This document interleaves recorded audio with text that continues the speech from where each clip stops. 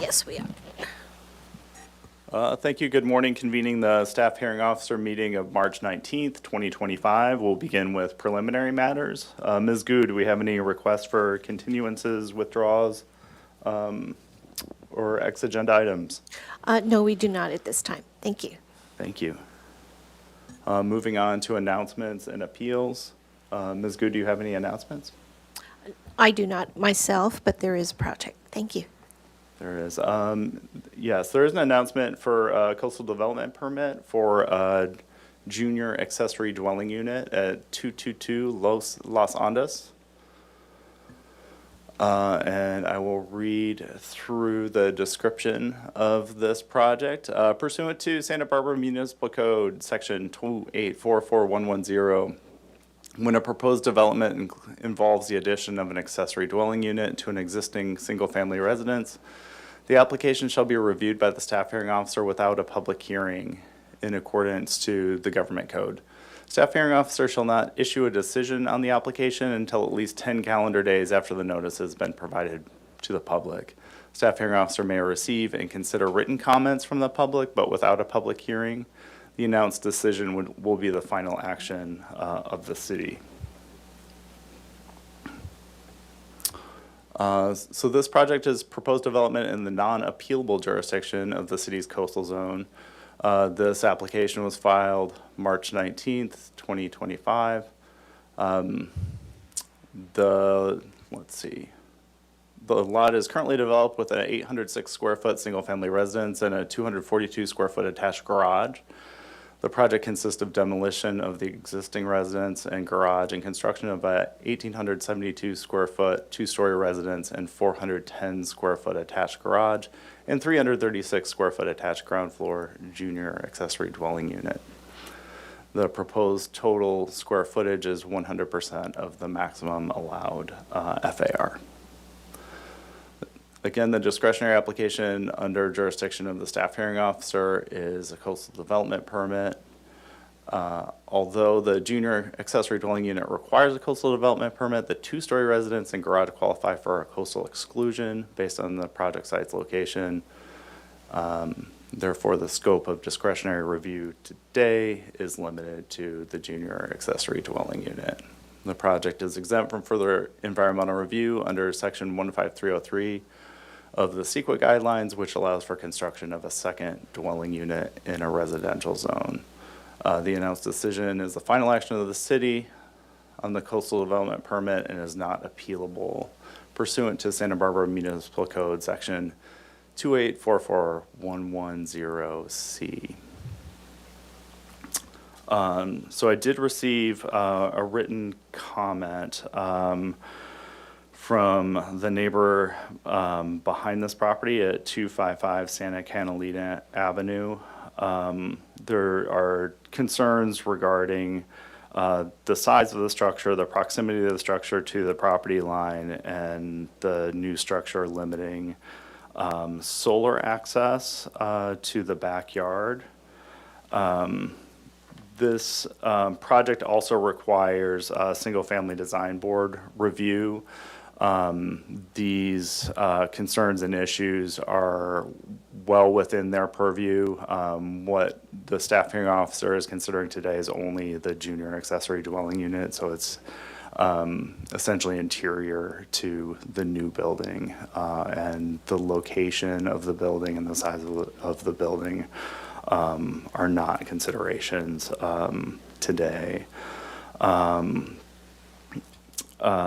That said, I approve this coastal development permit for the junior accessory dwelling unit, making the findings outlined in the staff report, including the CEQA findings and subject to the conditions of approval in the staff report.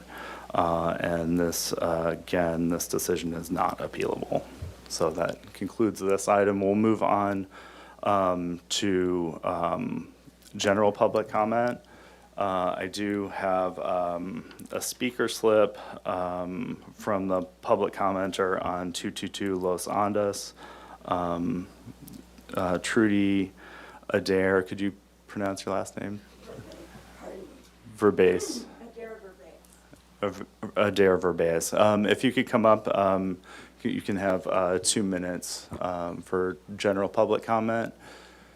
And you can speak to the project, but not the subject of the coastal development permit for that project in just a moment. Get the timer going. Okay, if you would. Okay, my name is Trudy Adair Verbeas, and I live directly behind the proposed project at 222 Las Ondas. I purchased my home in 1977 and have been in residence ever since. The proposed development impacts negatively on my rights as a property owner. I respectfully request that this project be downsized. My objections are based on the following. The two-story structure is 15 feet from my property line, which will deplete my access to light to grow food for my family. My front yard faces east and is shaded by street trees. The necessary 8 hours of sunlight to grow fruit and vegetables will be negatively impacted. The structure will also impact my privacy with the second-story windows looking directly into my backyard. The development is not in keeping with the location. The houses on both sides have recently been developed and remain single-story. The houses directly behind are also single-story. This development is not planned as a family residence. It is a development designed for visiting friends. The primary residence of the owner of this property is in Montecito. Thank you very much. I hope that my objections to the property are received and will be reconsidered in terms of downsizing the structure and its proximity to my property line. Thank you very much. Thank you for your comment. Ms. Gu, do we have any public comment online? General public comment? Actually, on checking Zoom, I do not see any raised hands for this particular item. So, and I have not received any other speaker slips. Thank you. Okay, thank you. Thank you. And we'll move on to our consent item, which is for 923 Castillo Street.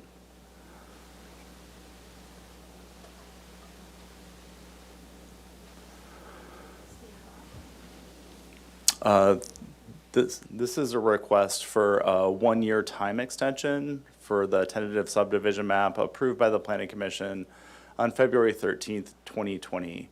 2 1-year time extensions were granted, extending the approval to February 13th, 2025.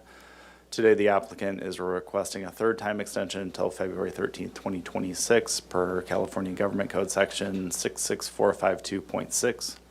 The approved project consists of the construction of 3 2-bedroom condominium units with 7 on-grade parking spaces on a vacant 9,040 square foot lot adjacent to Mission Creek. The proposed 3-unit condominium project would be 14.57 dwelling units per acre, which is consistent with the RM zone and with the general plan designation of medium-high density residential. The discretionary application approved by the Planning Commission on February 13th, 2020 for the project was a tentative subdivision map, again, for a 1-lot subdivision creating 3 residential condominium units. The environmental analyst determined that the project is exempt from further environmental review pursuant to CEQA guidelines 15305, minor alterations to land use limitations as determined by City Council, and allows for extensions of time limits on approved projects where circumstances have not changed. Thank you for your letter. And there is an active building permit application on the site. There have not been substantive changes to city policies or guidelines. The city is contemplating changing creek setbacks, but that hasn't happened yet. The city is working on changing inclusionary housing requirements and in-lieu fees, and that hasn't happened yet. This project is subject to in-lieu fees. The the need for time extension is understandable. It's a project adjacent to Mission Creek, close to the freeway. So the 1-year time extension is approved. No changes to the conditions of approval are necessary at this time. So thank you for coming. Sorry, Ms. Gu, that was a consent item, but is there public comment on that item? Oh, Can we open no, it if there necessary? hasn't, we have not received any, and I do not see any raised hands on Zoom. I've not received any speaker slips for this particular Okay, item. thank you for that. And with that, I will adjourn the meeting. Thank you all.